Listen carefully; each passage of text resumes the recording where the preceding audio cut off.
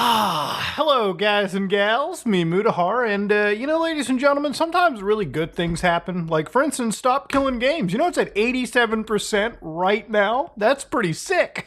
But you know what, ladies and gentlemen, sometimes game companies themselves cannot stop killing games. Seems like Xbox is definitely okay with killing those games.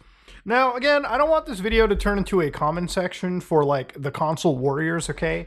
If you're planning a console jihad, a fatwa, if you will, take that somewhere else, all right? Because I really like playing video games, okay? Simple as that. I don't care if I play on Xbox, PC, Mac, iPhone, PlayStation, Nintendo, Atari, whatever, okay? As long as the game is fun and the games are good and we get more games that are good games, I'm totally okay no matter where I play them. But I don't like it when I see a whole bunch of people get fired who are making those games, but conveniently some of the big executives at the top just happen to keep their big bonuses and money. But that's just big business for you. So for anybody that doesn't know, Microsoft is shedding probably around 4% of their actual workforce. And you might be like, 4% doesn't sound like a lot. I want you to understand, Microsoft is a lot like a corp from Cyberpunk 2077. They're like Arasaka. They're like Militech. They're a multi-billion-dollar conglomerate, okay? I think they're like the second richest company in the world. And that typically means they have around 30,000 something employees. So they ended up cutting around 4% of their employees, roughly 9,000 people, and a lot of those fellows were actually from Xbox, ladies and gentlemen. Yes, that gaming division that we all love so much. Now, it's because of this, ladies and gentlemen, that obviously, Phil Spencer, the wolf in sheep's clothing that runs Xbox, he had a bit of stuff to say to the staff members that ended up getting that big old layoff. So I want to read this. Today we are sharing decisions that will impact colleagues across our organization to position gaming for enduring success and allow us to focus on strategic growth areas, AI and subscriptions. We will end or decrease work in certain areas of the business and follow Microsoft's lead in removing layers of management to increase agility and effectiveness. So even in this memorandum, he talks and says, I recognize that these changes come at a time when we have more players, more games, and gaming hours than ever before. Yeah, the money's only gone up. You know, there's a lot more people that are signing on to Game Pass, playing your games, buying the goofy skins on Call of Duty every year for your games, thus increasing your fucking revenue. Yeah, gaming is actually pretty good. They've been making good money. But unfortunately, as he says, we must make choices now for continued successes in future years. And a key part of that strategy is the discipline to prioritize the strongest. Some real Darwinism in this corporate America, right? We will protect what is thriving and concentrate efforts on areas with the greatest potential. While delivering on the expectations the company has for our business, this focused approach means we can deliver exceptional games and experiences for players of all generations to come. So yeah, again, they're basically just telling you that yes, we are going to be getting rid of employees that work at companies like, or the various games at Xbox. Now, of course, I'm interested in seeing what kind of games ended up getting canceled.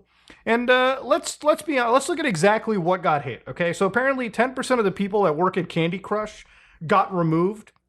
Which arguably, for anybody that doesn't know, when they bought Activision, it wasn't Call of Duty that I think they were interested in. They were really interested in Candy Crush because that is way bigger than Call of Duty. As surprising as that may sound to some people, a lot more wine moms play that shit than gamers play COD, okay? Simple as that. Apparently an entire studio called the Initiative, which apparently was a quadruple A studio. Again, I don't really understand how these companies have went from AAA to Quadro A. I don't even know what that really entails. These games haven't blown up like crazy in that regard. Yeah, that studio just got shut down. They ended their partnership with the guys over at Crystal Dynamics. So the one game that I was really interested in, Perfect Dock, yeah, that was completely gone. The game that kind of looked like it had Deus Ex vibes going for it, you know, in terms of immersive sim gameplay. Yeah, that game was completely gone and removed. So the one game that I was actually interested in, really quite a lot, yeah, that game ended up getting canceled. So that's one of the reasons I'm making this video, because goddamn, it sucks when a game you're into, yeah, it gets canceled. It sucks. So the fellas at Turn 10, yeah, the people behind Forza Motorsport apparently lost about 50% of their actual staff, ladies and gentlemen. And that is huge if that is the case. Call of Duty studios like Raven Software ended up actually getting axed as well. Now, what's really interesting about this too is like if you look up Forza Motorsport, like if you just look up their meta scores, and again, I'm not somebody that's like a huge Metacritic kind of person. I'm just bringing this up as like an actual reference point. I think when it comes from turn 10, these are people that have never had a singular miss on this, okay? The only miss that I see is probably like Forza Horizon 2 Fast and the Furious, which was like a free demo if I recall. And of course, a mobile game, Forza Street. But other than that, they've been actually making consistently good games. Even if you make consistently good, well-reviewed games and you make money, you will still get your ass laid off, all right? Simple as that. Now, what is the reason I think that these layoffs are kind of happening? Well, I really do think that Microsoft kind of has no like plan going forward other than the everything is an Xbox plan, okay? You know, this PSP Go, as long as you can run Xbox Cloud through the web browser, this is also an Xbox, okay? Oh, do you see this? You see this iPhone 3G? You could also probably turn this into an Xbox, okay? Oh, this Flipper Zero? I'm sure this can also be an Xbox. I just love how the PSP Go has this cute little clock on it that just it's so wholesome, dude. I love that shit. Now, I'm not crazy when I say this, but one of the things that I was kind of looking at and reading when it comes to the game, like not game development, but like the computer science world, is that apparently at Microsoft, they're basically ramping up all of the employees to start using things like Microsoft Copilot AI at the company. Just like collaboration, data-driven thinking, and effective communication, using AI is no longer optional. It's core to every role and every level. So immediately, that's like kind of the mantra at a company like Microsoft. AI is very important. In fact, even looking at their financials, remember, this is like the second largest company in the world. Sometimes they're even the first largest company, depending on how the stock market moves.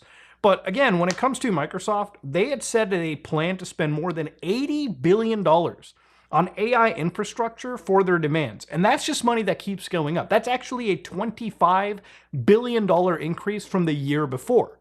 So clearly AI is incredibly important for them. As much as they cut people out, you know, it's having computers. Now, when I say this is speculation, I literally am saying it's speculation because it's nowhere to be confirmed. But I really feel like, obviously, when you start seeing trends like this, for a company like Microsoft, where, again, some of their studios have already been caught with AI-generated assets in video games, to the point where Call of Duty, for instance, right, used AI in Black Ops 6. And they didn't tell anybody on Steam at the time, which is why they had to start disclosing it, that in order to generate certain assets, like this calling card, they had to use AI. And sometimes the AI can be really good. Like, apparently this icon is alleged to be artificial intelligence, and while it seems like this gun that the guy is holding, has no stock, but also it appears to be airsoft compatible. Yeah, it could be touched up by an actual artist, like it could be generated via AI, some artists can touch up the flaws, and then they can, you know, ship it out. I think, obviously, for a company like Microsoft, and this goes for any company, it could be Sony, could be any corporate company, right?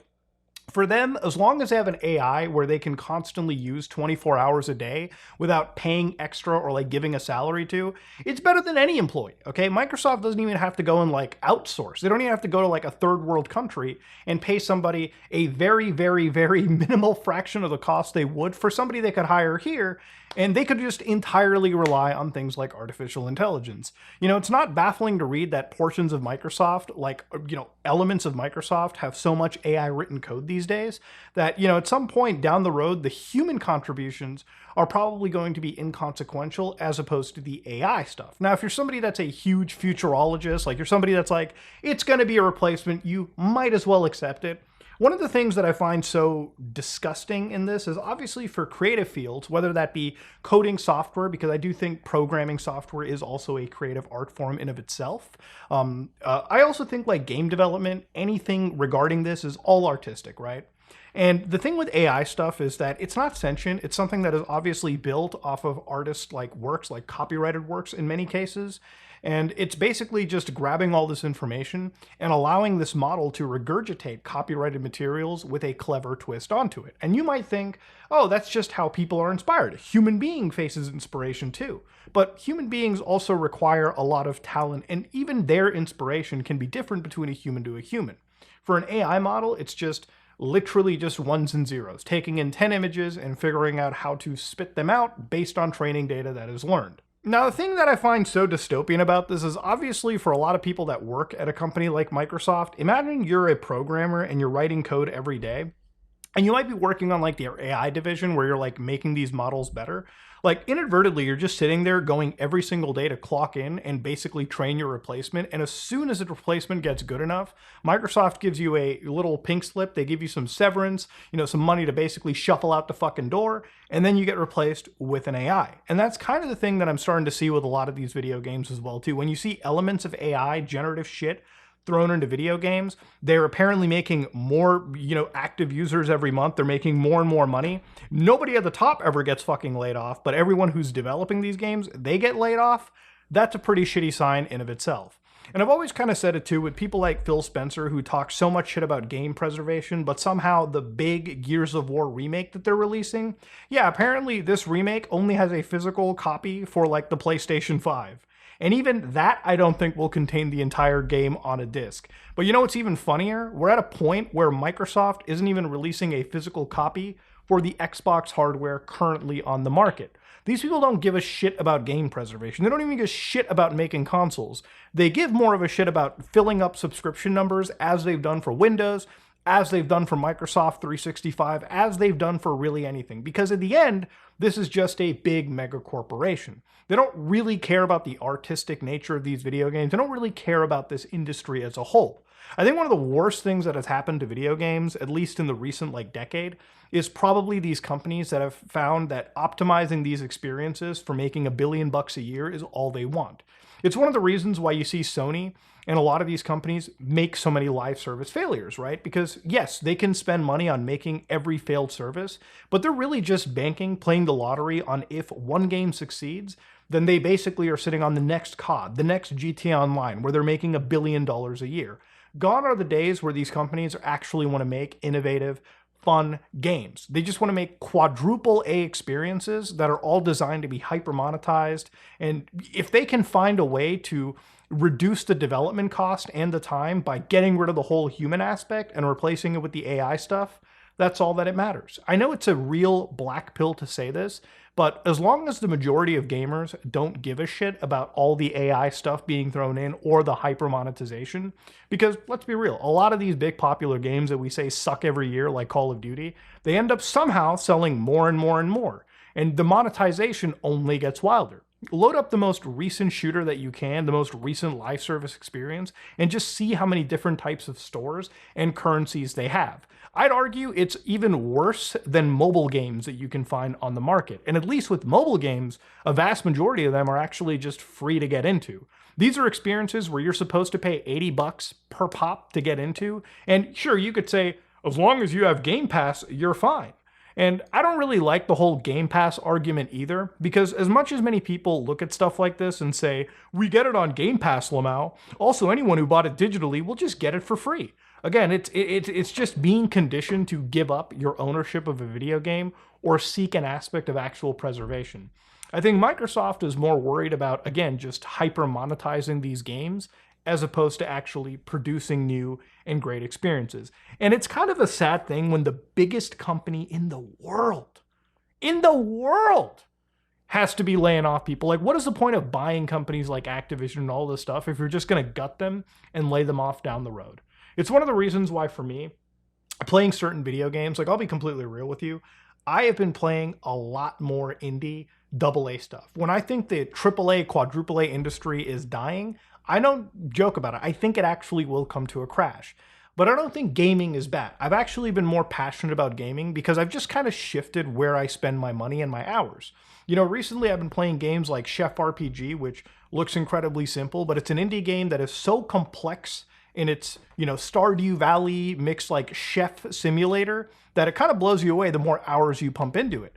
Also, other games like Shadows of Doubt, where again, it's a game that looks pretty simple. It's a game that looks like, Minecraft set in this dark steampunk environment, but it's a game where it's completely procedurally generated. It's a game that is actually living. Runs like shit on my computer, runs like shit on any computer, because it's actually simulating an entire world with just you in it. And in this world, there's a serial killer. The serial killer kills people. You go to crime scenes, you capture all this information, and while you're doing this, the actual world simulation runs around. You have to actually do real detective shit. You have to figure out how a crime can happen, who did the crime. There's so many ways to solve these kind of crimes that you can dump probably 100 hours into it before you start to actually feel that wall. It's not something that I felt with other games. Even stuff like System Shock Remake, which I absolutely love, one of the best games that I've played of last year. Again, these are just remakes of old 90s immersive sims, which, the game companies have kept them. They haven't found ways to hyper monetize them. They just released good actual video games. And I love this kind of a game because it's one of those games where it respects my time. It's a simple purchase. I give Night Dive money. They give me a good game. I play it for 20, 25 hours. I finish the game and I move on with my life, okay? They're not trying to get me into this heroin addicted mess that is Call of Duty these days. It's insanity. But yeah, ladies and gentlemen, the Xbox layoffs suck a massive amount of dong. And honestly, if the biggest company is having issues with AAA, I could only imagine how bad it is in the rest of the space. The crash is coming, but it doesn't mean gaming is dying. Ladies and gentlemen, if you like what you saw, please like, comment, and subscribe. Just like if you dislike it, I am out.